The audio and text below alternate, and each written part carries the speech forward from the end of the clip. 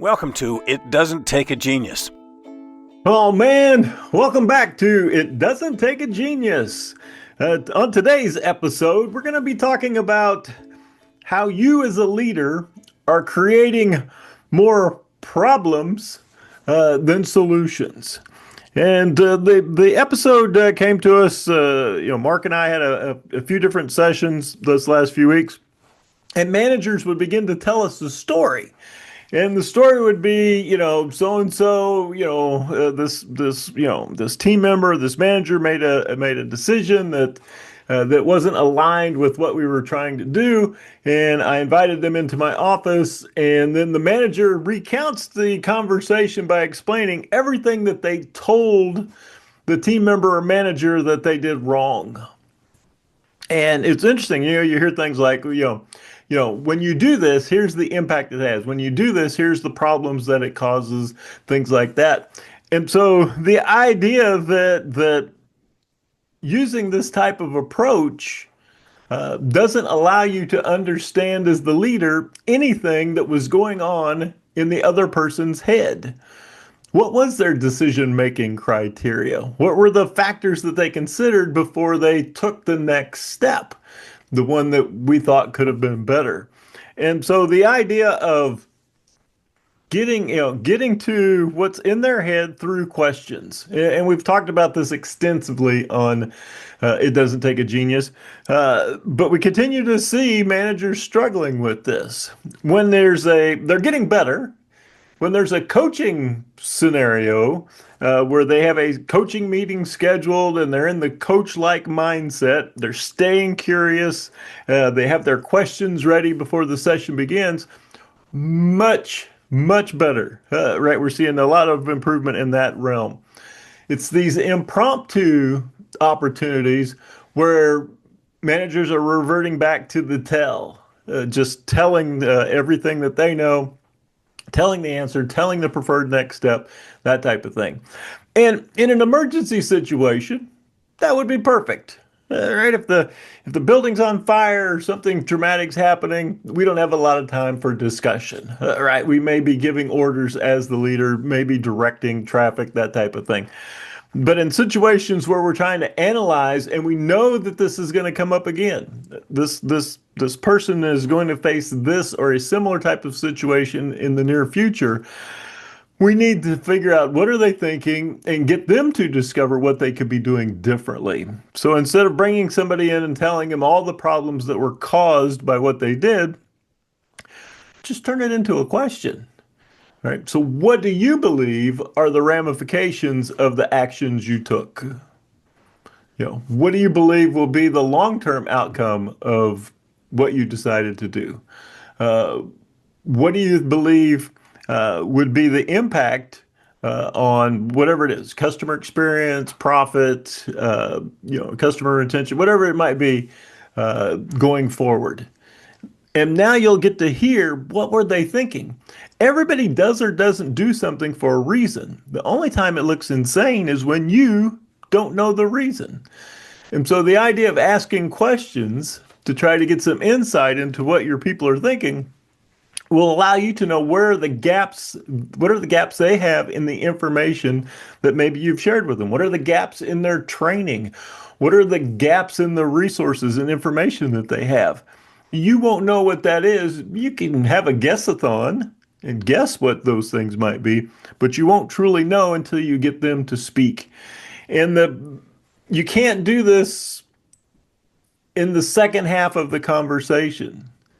All right. So you tell them, all right, here's all the things here's what you should have done. Here's what you should have done differently.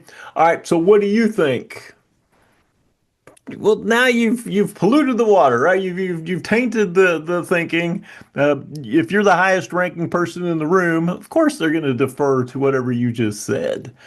So by speaking first, you don't get to hear unfiltered what is actually going on, what their thinking process is. And so the same when they bring you problems. So the team member approaches you, the manager approaches you and says, "Hey, this is what I have going on. What should I do?" Oh, it's a trap, right? It's a trap. But the desire to provide an answer is so strong, is so powerful. You want to be the answer guy. You want to save it. You want to tell it. You want to control it. But you can't. You can't do it because now all you're doing is training people to bring you problems. At some point that becomes overwhelming. The idea that your department, your company can only grow to the point where you can solve all the problems. Once it reaches your capacity to solve all the problems, you now become the bottleneck, the obstacle to the organization's future growth. It'll never grow past your finite capabilities to solve every problem.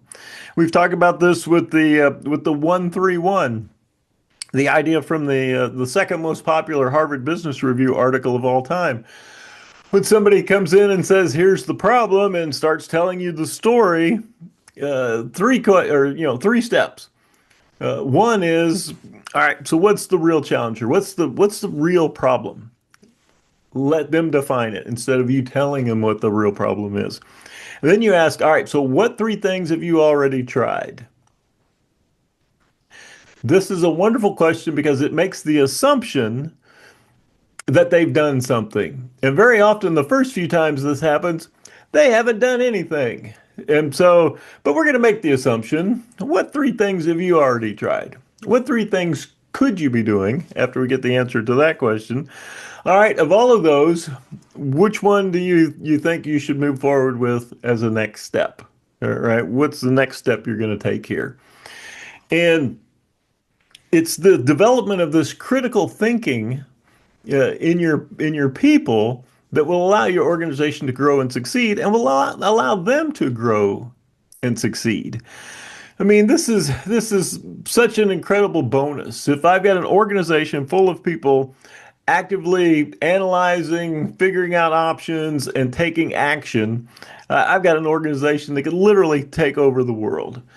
So the challenge for you is the next time you see somebody doing something that's wrong, right, that's not aligned with your company's vision or values or processes, the next time somebody brings you an issue, just wait, right? Take a moment, take a breath, and decide which question you're about to ask. Rein in the answer man, rein in the desire to be the person who saves the day, who knows everything to do. That's truly why that's not what you're getting paid to do. You're getting paid to develop the people who work with you. And so this is a perfect opportunity to have a conversation, and that conversation begins with a great question.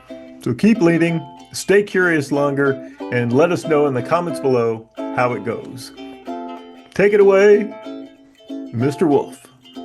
And that's a wrap. The musings of Mark and Mike. No rights reserved, etc. Feel free to share and discuss what you heard today.